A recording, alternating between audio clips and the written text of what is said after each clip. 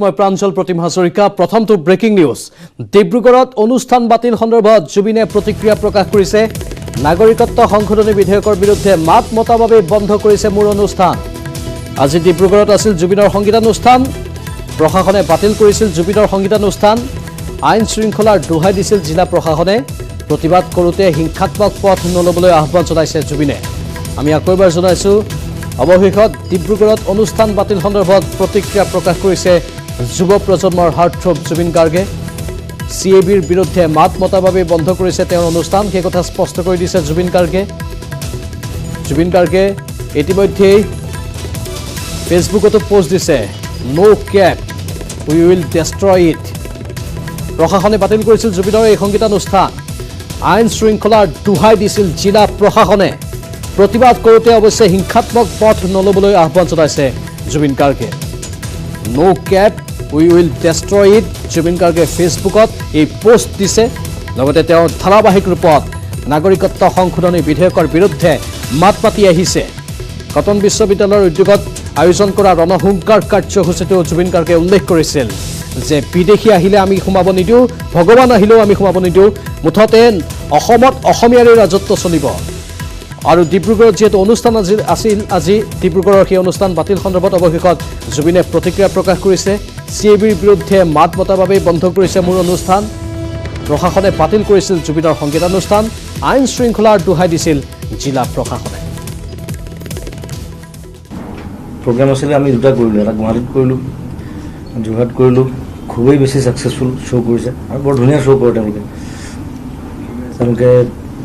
যোৱা বছৰ ফাৰহান আখতাৰক লৈছিলে এইবাৰ মোক লৈছে 3-4খন শ্ব'ৰ কাৰণে তো এইকেইদিন আমি কেবক লৈ লাগি আছোঁ মই এতিয়া ইয়ালৈ অহাৰ আগতো পৰহি আমি সমুজ্জ্বল দাহঁতৰ লগত গোটেই নৰ্থ ইষ্টৰ যিমান ষ্টুডেণ্টছ লিডাৰ আছে গোটেইবিলাক একেলগে বহি আমি মিটিং কৰিছোঁ প্ৰায় 2 ঘণ্টা সময় কি ধৰণে আমি আগবাঢ়িব পাৰোঁ কি ধৰণে প্লেনিং হ'ব কি হ'ব নহ'ব সেইমতে আমি প্লেনিং কৰি তেনেকৈ আহিলোঁ আৰু মই অকণমান এটা সন্দেহ কৰিছিলোঁ যে কিবা এটা গণ্ডগোল হ'ব পাৰে ইয়াত প্ৰগ্ৰেমটো কাৰণ আমি বহুত মানে জোৰদাৰ প্ৰচেষ্টাত লাগি আছোঁ এইদিন কেবৰ এগেইনষ্ট চ' সেইটোৱে হ'লগৈ আৰু একো নাই বাৰু ডিব্ৰুগড়লৈ মই আহিয়ে থাকোঁ প্ৰগ্ৰেম কৰি থাকোঁ ইয়াত কেন্দ্ৰীয়ভাৱে সিদ্ধান্তটো লোৱা হৈছে বুলি গম পোৱা গৈছে কি বুলি ভাবে প্ৰগ্ৰেমটো হয় বিজেপিৰ কেন্দ্ৰীয়ভাৱে এই সিদ্ধান্তটো লোৱা হৈছে বুলি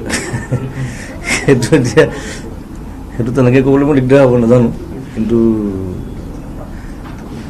বিজেপিয়ে ভালকৈ জানে যে মই আজি প্ৰগ্ৰেম কৰা হ'লে আজিও মই ষ্টেজত চিঞৰিলোঁ কেবল এগেইনষ্টত মই ভাবিয়ে থৈছিলোঁ অভিয়াছলি য'ত গৈছোঁ মই চবতে মই কেবল এগেইনষ্টত কথা কৈ আছোঁ সেইটো কাৰণে কৰিলে চাগে কিন্তু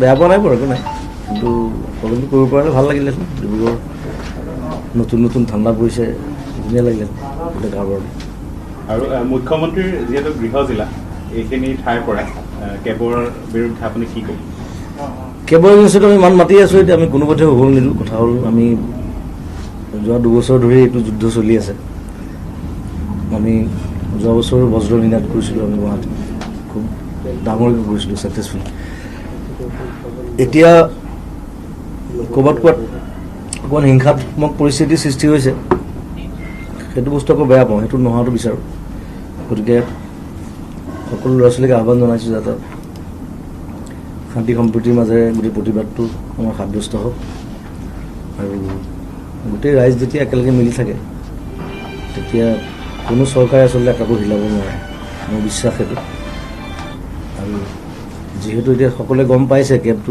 অকণমান টাইম লাগিলে বুজি পাওঁতে মোৰ নিজৰে টাইম লাগিছিলে মই প্ৰথমতে বুজিব পৰা নাছিলোঁ কি বস্তু কেব তো এতিয়া যিমান দূৰ দেখিলোঁ যিমান দূৰ শুনিলোঁ কথা বতৰা পাতি বা যেনেকৈ নহওক যে এইটো এটা অসমৰ কাৰণে এটা একদম অশান্তিকৰ এটা পৰিৱেশৰ সৃষ্টি হ'ব কেব আহিলে আৰু কেব এতিয়া কাইলৈ কৰা কথা আছে নেকি কাইলৈ আচ্ছা ডাঙৰ কথাটো হ'ল আপুনি প্ৰতিবাদ কৰাৰ পাছতে চৰকাৰ এতিয়া ভয়ভীত হৈ পৰিছে যাৰ বাবে আপোনাক অনুষ্ঠান কৰিব নিদিলে মোক ভয় কৰে চাগে একো নাই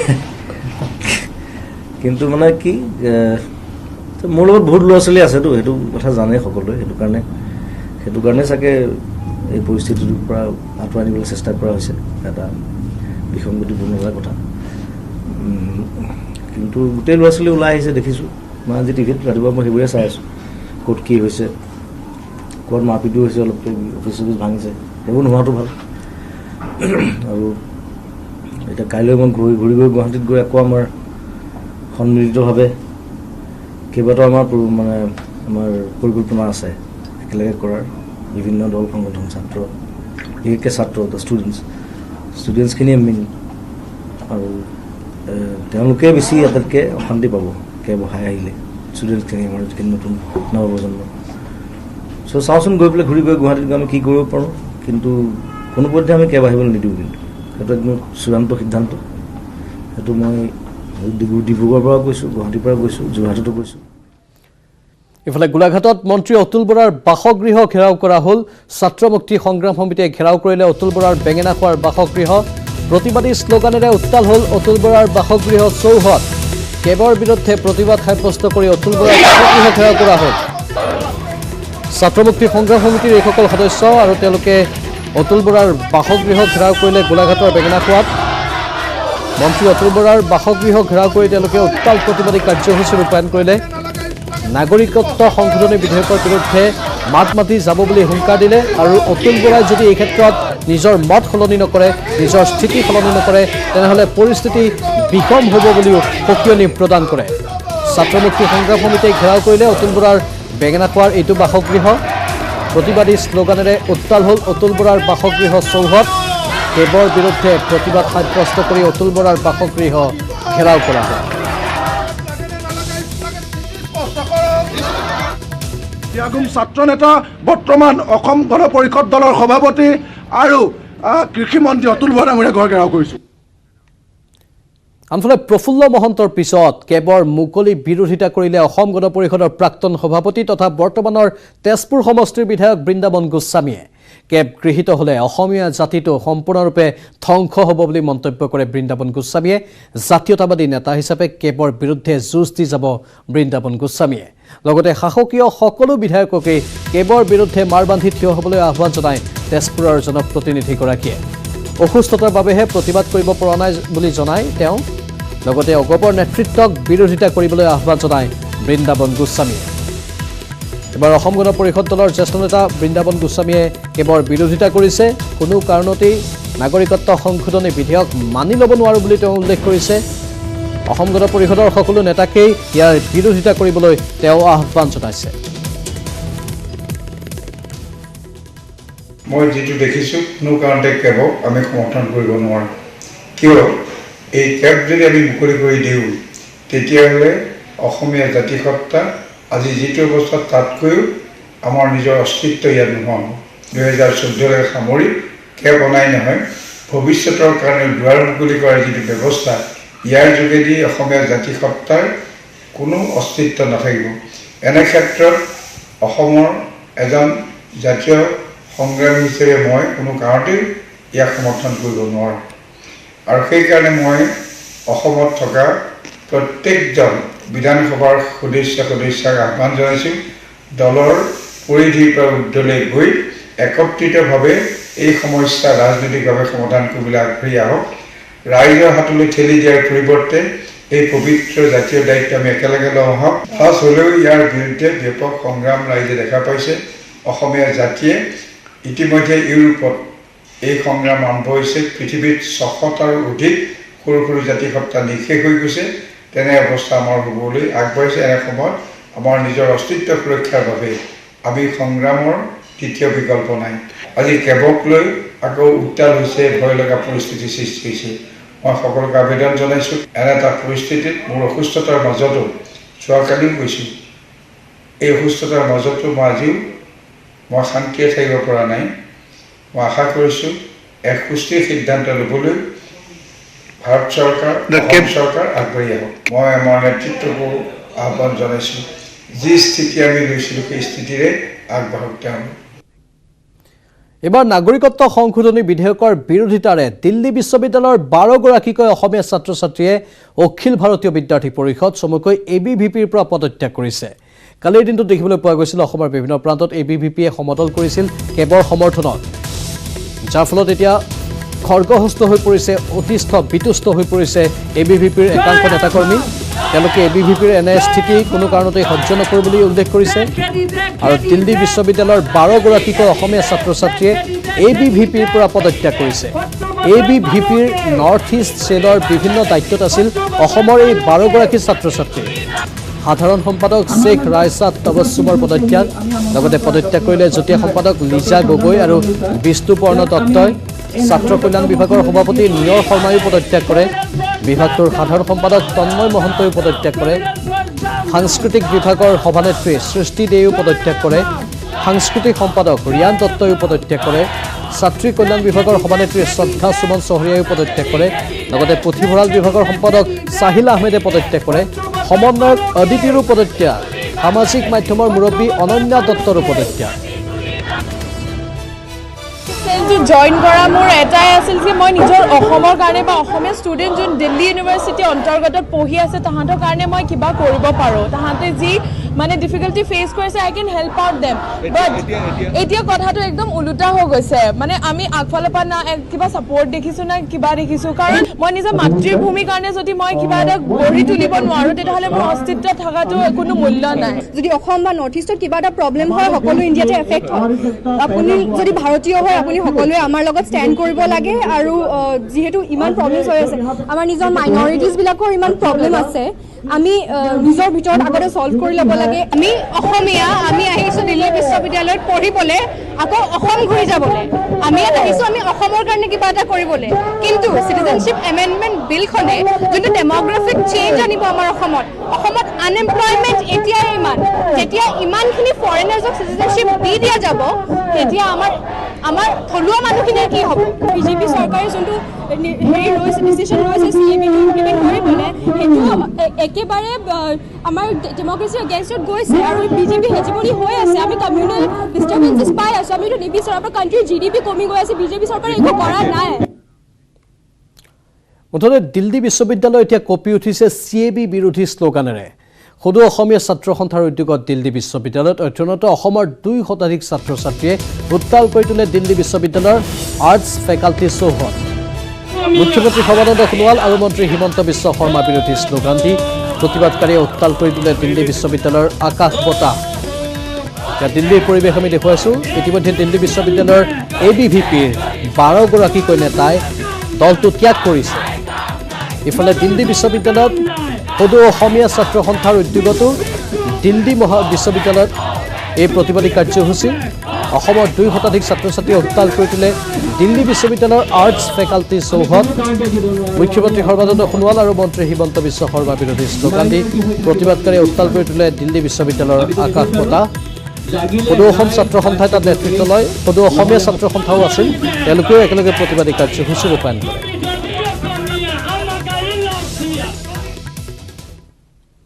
ইফালে কেব বিৰোধী আন্দোলনে স্পৰ্শ কৰিলে মন্ত্ৰী হিমন্ত বিশ্ব শৰ্মাৰ বাসগৃহ। হিমন্ত বিশ্বৰ বাসগৃহত কেব বিৰোধী পোষ্টাৰিং কৰা হৈছে। হিমন্ত বিশ্বক লৈ তিৰ্যক মন্তব্যৰে এই পোষ্টাৰিং কৰা হৈছে। বিত্তমন্ত্ৰী হিমন্ত বিশ্বৰ নুনমাটিৰ বাসগৃহতে পোষ্টাৰিং। যিহেতু হিমন্ত বিশ্ব শৰ্মাই বাৰে বাৰে কেবক সমৰ্থন জনাই আছে, কেব আহিলে অসমৰ উন্নয়ন হ'ব বুলিহে কৈ আছে, তাতেই খৰ্গহস্ত হৈ পৰিছে সকলো। আৰু হিমন্ত বিশ্ব শৰ্মাৰ এই স্থিতিক সকলোৱে সমালোচনা কৰিছে। হিমন্ত বিশ্ব শৰ্মাৰ এয়া নুনমাটিৰ বাসগৃহত পোষ্টাৰিং কৰাৰ দৃশ্য দেখিবলৈ পোৱা গৈছে। কেব বিৰোধী আন্দোলনে এনেধৰণে স্পৰ্শ কৰিলে মন্ত্ৰী হিমন্ত বিশ্ব শৰ্মাৰ বাসগৃহক। হিমন্ত বিশ্বৰ বাসগৃহত কেব বিৰোধী পোষ্টাৰিং কৰা হ'ল। হিমন্ত বিশ্বক লৈ তিৰ্যক মন্তব্যৰে এই পোষ্টাৰিং কৰা হৈছে।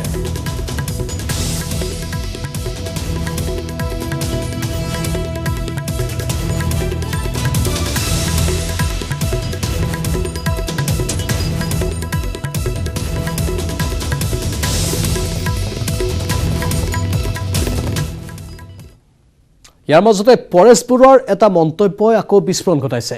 পৰেশ বৰুৱাৰ মন্তব্যৰ প্ৰতিক্ৰিয়া সমুজ্জ্বল ভট্টাচাৰ্যৰ। প্ৰাক্তন মুখ্যমন্ত্ৰী প্ৰফুল্ল মহন্তৰ সৈতে সমুজ্জ্বল ভট্টাচাৰ্যই গোপন বৈঠকত মিলিত হোৱাৰ অভিযোগ তুলিছিল পৰেশ বৰুৱাই। বৈঠকত এটা টিভি চেনেলৰ মালিকো উপস্থিত থকাৰ অভিযোগ কৰিছিল বৰুৱাই। সেই টিভি চেনেলৰ মালিকজন এখন বাতৰি কাকতৰো মালিক বুলি তেওঁ উল্লেখ কৰিছিল। আমি পোনপটীয়া সম্প্ৰচাৰত সমুজ্জ্বল ভট্টাচাৰ্যৰ সৈতে যোগাযোগ স্থাপন কৰিছোঁ। আমাৰ সাংবাদিক ভাস্কৰ আছে লাইভত। ভাস্কৰ, সমুজ্জ্বল ভট্টাচাৰ্যৰ কি প্ৰতিক্ৰিয়া প্ৰকাশ কৰিব এই সমগ্ৰ বিষয়টো সন্দৰ্ভত?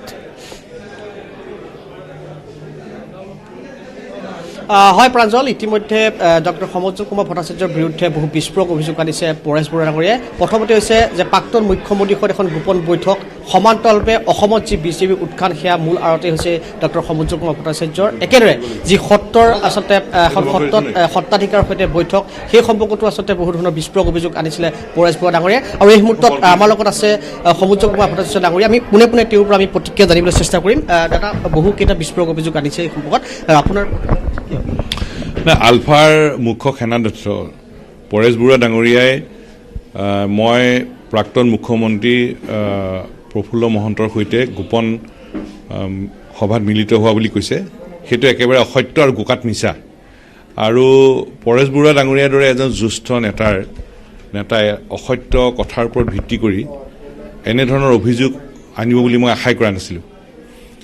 আৰু মোৰ অনুমান যে কেব সমৰ্থনকাৰী কোনোবাই ৰাইজৰ মাজত বিভ্ৰান্তি সৃষ্টি কৰিবলৈ তেখেতসকলক এই খবৰটো মিছা কৰি দিছে। আৰু এনে অসত্যৰ মিছাৰ ওপৰত ভিত্তি কৰি তেখেতে এনে অভিযোগ ভৱিষ্যতে ননাটো উচিত। আৰু এখন কথা কৈছে যে আপুনি সত্ৰাধিকাৰৰ সৈতে এখন বৈঠক কথা কৈছে, য'ত জাতীয় নায়কগৰাকীও আছে। নাই, মূল কথাটো ইলেকশ্যনৰ যোৱাবাৰ যেতিয়া তেওঁলোকে ভিছন ডকুমেণ্ট প্ৰকাশ কৰিছিল, ভিছন ডকুমেণ্টত কৈছিল যে অসম চুক্তিক আখৰে আখৰে পালন কৰিম। সেইকাৰণেতো ৰাইজে হিলদল ভাঙি ওলাই আহিছে। আমি কংগ্ৰেছৰ অপশাসনৰ অন্ত পেলাই এটা ৰাজনৈতিক পৰিৱৰ্তন বিচাৰিছিলোঁ। সেই সময়ত গোটেই অসমৰ ৰাইজে বিচাৰিছিল। সেইটো সেই সময়ৰ কথা। এতিয়া অসমৰ মুখ্যমন্ত্ৰী ডাঙৰীয়াই খিলঞ্জীয়া বিৰোধী কাম কৰিছে, বিশ্বাসঘাতকতাৰ কাম কৰিছে, যাৰ বাবে ৰাজ্যজুৰি সংগ্ৰাম চলি আছে। কিন্তু মূল বিষয়টো যে সন্মানীয় আলফাৰ সেনাধ্যক্ষ পৰেশ বৰুৱা ডাঙৰীয়াই প্ৰফুল্ল মহন্তৰ প্ৰাক্তন মুখ্যমন্ত্ৰী প্ৰফুল্ল মহন্তৰ সৈতে গোপনে আলোচনা হোৱা বুলি যিটো বাতৰি কৈছে, সেইটো অসত্য আৰু গোকাত মিছা। আৰু পৰেশ বৰুৱা ডাঙৰীয়াৰ দৰে এজন জ্যেষ্ঠ নেতাই এনে অসত্য বাতৰিৰ ওপৰত ভিত্তি কৰি এই অভিযোগ আনিব বুলি মই আশাই কৰা নাছিলোঁ। আৰু মোৰ অনুমান যে কেবৰ কোনোবা সমৰ্থনকাৰীয়ে ৰাইজৰ মাজত বিভ্ৰান্তি সৃষ্টি কৰিবলৈ তেখেতক এই মিছা বাতৰি যোগান ধৰিছে। আৰু এনে অসত্য আৰু মিছা বাতৰিৰ ওপৰত তেখেতে এনে অভিযোগ অনাটো ভৱিষ্যতে উচিত নহ'ব। আচলতে কেব বিৰোধী যিটো আন্দোলন, সেয়া আচলতে পৰেশ বৰুৱা ডাঙৰীয়াৰ বিপথে পৰিচালিত কৰাৰ চেষ্টা। মই যিখিনি ক'ব লাগে মই ক'লোঁ। প্ৰথম কথা, আলফাৰ সেনাধ্যক্ষ পৰেশ বৰুৱা ডাঙৰীয়াই মই অসমৰ প্ৰাক্তন মুখ্যমন্ত্ৰী প্ৰফুল্ল মহন্তৰ সৈতে গোপনে আলোচনাত মিলিত হোৱা বুলি যিটো অভিযোগ আনিছে, সেই অভিযোগ অসত্য আৰু গোকাত মিছা। আৰু পৰেশ বৰুৱা ডাঙৰীয়াৰ দৰে এজন জ্যেষ্ঠ নেতাই এটা অসত্য বাতৰিৰ ওপৰত ভিত্তি কৰি এনে অভিযোগ আনিব বুলি মই ভবাই নাছিলোঁ। মোৰ অনুমান যে কেব সমৰ্থনকাৰী কোনোবাই ৰাইজৰ মাজত বিভ্ৰান্তি সৃষ্টি কৰিবলৈ তেখেতক এনে মিছা বাতৰি পৰিৱেশন কৰিছে। আৰু তেনে অসত্য আৰু মিছা কথাৰ ওপৰত ভৱিষ্যতে তেখেতে এনে অভিযোগ অনাটো উচিত নহ'ব। বেলেগ এটা প্ৰশ্নলৈ আহোঁ, যিহেতু আজি এখন দলীয় সভাত মুখ্যমন্ত্ৰীগৰাকীয়ে কৈছে যে ৰাজপথত আন্দোলন কৰি এতিয়া লাভ নাই। কথাত আপোনালোকে আচলতে তেখেতেও ৰাজপথৰ আন্দোলন কৰি গৈয়ে এতিয়া মুখ্যমন্ত্ৰীৰ আসনত বহিল। গতিকে ৰাজপথৰ আন্দোলন কৰি গৈ মুখ্যমন্ত্ৰীৰ আসনত বহি ৰাজপথৰ আন্দোলন শুনিবলৈ কিয় বেয়া পায়?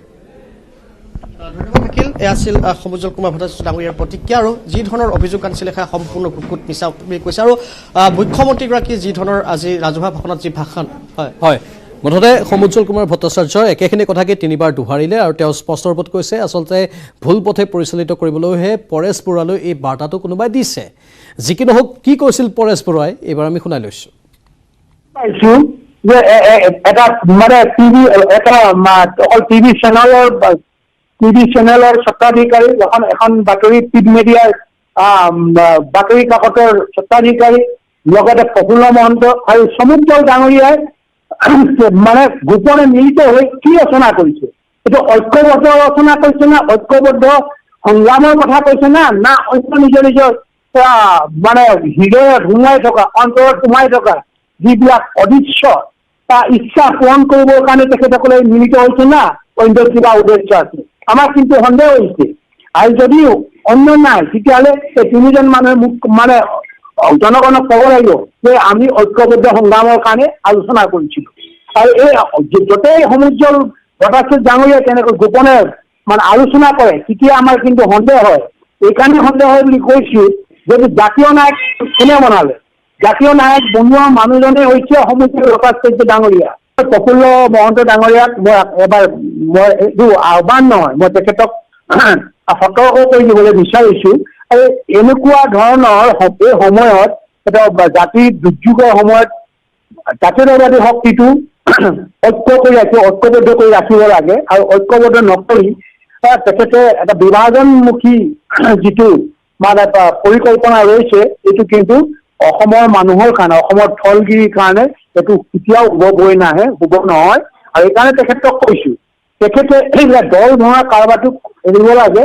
আগতেও কৈছিল তেখেতে আগতে দল ভাঙিছিলে আৰু বহু কষ্টৰ বিনিময়ত এই যদি আকৌ ঠন্দৈ উঠিছে, ঠন্দৈতে অসমৰ মানুহৰ যিটো জাতীয়তাবাদী চিন্তা চৰ্চাটো জাতীয়তাবাদী যিটো দল বা ৰাজনৈতিক দলৰ ওপৰত আস্থা ৰাখি কিছু হলেও আগুৱাই গৈছিল। এই সময়ত কেৱল নাম লৈ জাতীয় আৰু ইতিমধ্যে সমুজ্জ্বল ভট্টাচাৰ্যই পৰেশ বৰুৱাৰ এইখিনি বক্তব্যৰ প্ৰতিক্ৰিয়া প্ৰকাশ কৰিছে, প্ৰত্যুত্তৰ দিছে সদৌ অসম ছাত্ৰ সন্থাৰ মুখ্য উপদেষ্টাগৰাকীয়ে। আপুনি চাই আছে চিটি 18।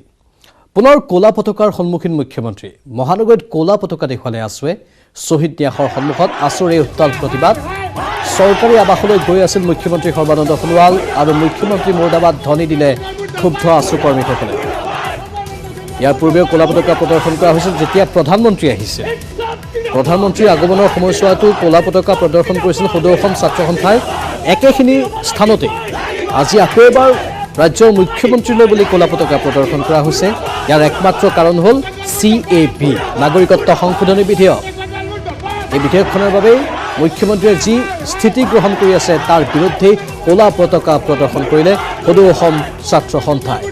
শ্বহীদ ন্যাসত এয়া সদৌ অসম ছাত্ৰ সন্থাৰ নেতাকৰ্মীসকল সেই পথেদিয়েই নিজৰ চৰকাৰী আৱাসলৈ গৈ আছিল ৰাজ্যৰ মুখ্যমন্ত্ৰীগৰাকী। সেই সময়ছোৱাত ক'লা পতাকা প্ৰদৰ্শন কৰা হ'ল মুখ্যমন্ত্ৰীৰ সন্মুখত।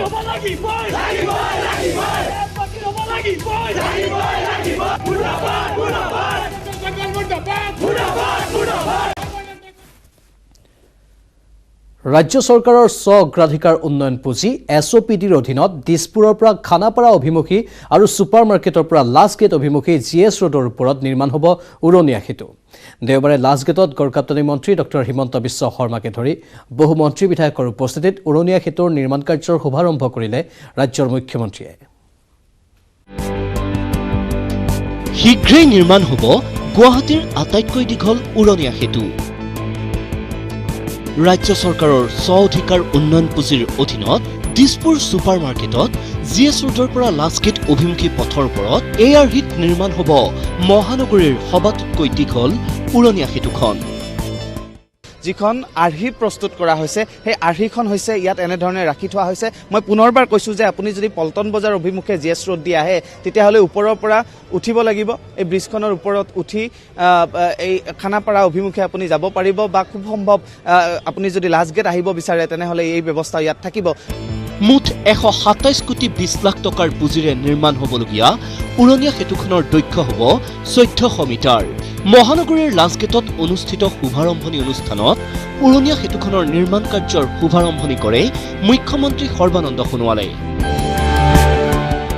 অনুষ্ঠানত উপস্থিত থাকে গড়কাপ্তানী মন্ত্ৰী হিমন্ত বিশ্ব শৰ্মা। উৰণীয়া সেতুখনৰ নিৰ্মাণৰ বাবে ৩৬ মাহ সময় ধাৰ্য কৰা হৈছে যদিও গড়কাপ্তানী মন্ত্ৰী হিমন্ত বিশ্ব শৰ্মাৰ ঘোষণা 2 বছৰৰ ভিতৰত সম্পন্ন কৰিবলৈ চেষ্টা কৰা হ'ব উৰণীয়া সেতুৰ নিৰ্মাণ। যান বাহন আমাৰ আৰক্ষী আমাক যি ধৰণে সহায় সহযোগিতা কৰি আছে, ধুনীয়া ট্ৰেফিক প্লেন এটা যদি থাকে তেতিয়াহ'লে আমি বাকী কামখিনিও আৰম্ভ কৰি গৈ থাকিব পাৰিম। আমাৰ গড়কাপ্তানী বিভাগৰ অভিযন্তাসকলে বিশ্বাস কৰে যে বহুত বেছি যান জঁট নহ'ব, কিন্তু তথাপিতো ফ্লাইঅভাৰ এখন যেতিয়া নিৰ্মাণ হ'ব কিছু যান জঁট থাকিব আৰু সেইবাবে অতুল বৰা ডাঙৰীয়াই কোৱাৰ দৰে আমি 3 বছৰ নহয় এই ফ্লাইঅভাৰখন যেনে তেনে 2 বছৰৰ ভিতৰত আমি সম্পূৰ্ণ কৰিব লাগিব। গুৱাহাটী উন্নয়ন দপ্তৰৰ মন্ত্ৰী সিদ্ধাৰ্থ ভট্টাচাৰ্য, দিছপুৰৰ বিধায়ক অতুল বৰাকে ধৰি বহু নেতা বিধায়কৰ উপস্থিতিৰে অনুষ্ঠিত এই অনুষ্ঠানত ভাষণ প্ৰদান কৰি মুখ্যমন্ত্ৰীয়ে উল্লেখ কৰিলে পিক পেলাই চহৰ অপৰিষ্কাৰ কৰাৰ প্ৰসংগও। আজি এই অনুষ্ঠানত মোৰ গুৱাহাটী ৰাইজৰ ওচৰত বিশেষ অনুৰোধ, আপোনালোকে দয়া কৰি এইখন চহৰ পৰিষ্কাৰকৈ ৰাখক। এই শুভাৰম্ভণি অনুষ্ঠানতেই গড়কাপ্তানী মন্ত্ৰী ডক্টৰ হিমন্ত বিশ্ব শৰ্মাই কৰিলে কেইবাটাও ঘোষণা। আমি আশা কৰোঁ যে 2020 চনৰ শেষলৈকে আমি কামাখ্যা মন্দিৰলৈকে যোৱা বিকল্প ৰাস্তাটো আৰম্ভ কৰিব পাৰিম। অৱশ্যে ফ্লাইঅভাৰখন নিৰ্মাণ হওঁতে যিহেতু 4 কিলোমিটাৰৰ সুবিশাল ফ্লাইঅভাৰ, গতিকে তাক নিৰ্মাণ কৰোঁতে ডেফিনেটলি 3টা বছৰ লাগিব। দিছপুৰ ছুপাৰ মাৰ্কেটৰ এই স্থানত উৰণীয়া সেতু নিৰ্মাণ হলে বহু পৰিমাণে লাঘৱ হ'ব মহানগৰীৰ যান-জঁটৰ সমস্যা। সেয়ে 2 বছৰৰ ভিতৰতে এই নিৰ্মাণ কাৰ্য সম্পূৰ্ণ কৰিবলৈ চেষ্টা চলাব গড়কাপ্তানী বিভাগে। কেমেৰা পাৰ্চন নিতুল কৃষ্ণৰ সহযোগত Gunjan Kalita, news 18, Assam north east. এবাৰ দিল্লীত অগ্নিদগ্ধ হৈ